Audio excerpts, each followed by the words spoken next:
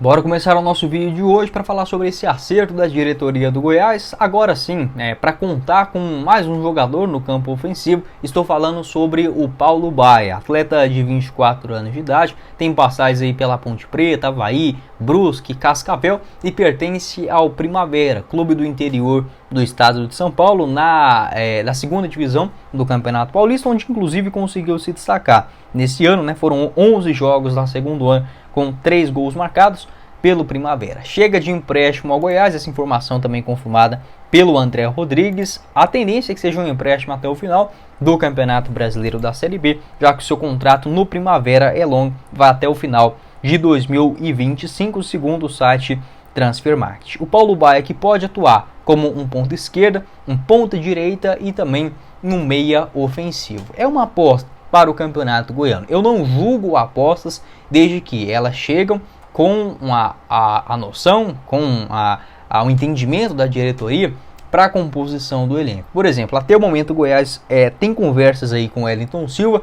Se chegar o Wellington Silva e mais um outro jogador pelas beiradas, até mesmo um camisa 10, aí tudo bem, a chegada do Paulo Baia. A grande questão, o que seria, digamos, preocupante, e o Goiás já fez muito isso nas últimas temporadas, é trazer justamente o Paulo Baia para ser a única opção dentro do plantel, ou uma segunda, ou enfim, um cara importante dentro do elenco, o que não é bom nem para o Goiás, nem para o torcedor, muito menos para o jogador, que acaba lidando com a responsabilidade que não é dele para um começo de ano, sabe? Então, se chegar com o intuito de composição do elenco, uma aposta no campeonato estadual, acho o nome completamente válido. O que o torcedor do Goiás, com toda a razão, está, digamos assim, agoniado de ver, são tantas apostas chegando no clube para serem soluções, alternativas titulares na composição do elenco. Enfim, sobre o Paulo Baia, é um jogador que se destaca principalmente por finalizações de longa distância. Ele pode atuar tanto na ponta esquerda quanto também na ponta direita, sempre tentando cortar para dentro para finalizar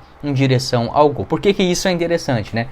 Na ponta esquerda, geralmente em partidas, né, ele busca aquela bola mais trazendo para o pé direito, buscando, por exemplo, finalizações de longa distância, e é um jogador que se destaca bem por essas batidas, então consegue colocar uma potência muito boa na bola, até mesmo em cobranças de escanteios e faltas de muito longe, né? Faltas de longuíssimas distâncias, por exemplo.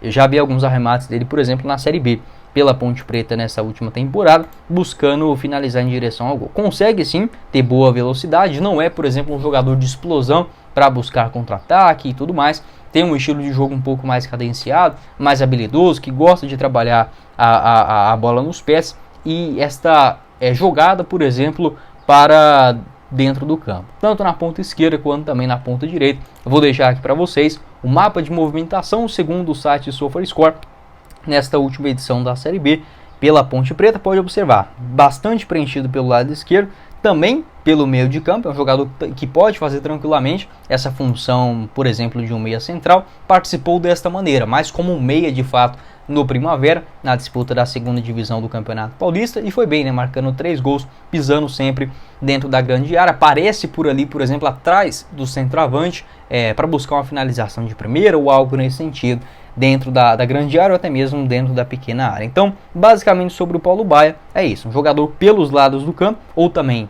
pelo meio, um jogador que pode fazer essa função como um meia central, prefere essas jogadas, trazendo a bola do lado esquerdo para o meio de campo, buscando uma finalização de longa distância. Gostei do que vi dele em relação, por exemplo, aos arremates, essa potência que ele consegue acrescentar na bola, tanto para finalizações de fora da área, quanto também em bolas paradas, faltas e também cobranças de escanteio. É um jogador que chega como uma aposta, sabe? Não tem como a gente cravar que será um nome útil, por exemplo, na Série B, ou um grande destaque. Vejo que é mais um daqueles atletas que, se der algo muito bom, se não der também, a tendência é que pode deixar o Goiás, por exemplo, ao final do Campeonato Goiano. Se chegar mais outros jogadores nessa posição, acho que é uma contratação, um teste, enfim, uma aposta válida. Ele que começa nas categorias de base do Cascavel e com muito destaque. Em 2020 marcou 10 gols em 27 jogos, tanto é que foi contratado por um clube do Japão chamado Ventforet Kofu.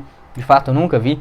7 gols, 7 partidas, melhor dizendo, e 1 gol marcado naquela edição.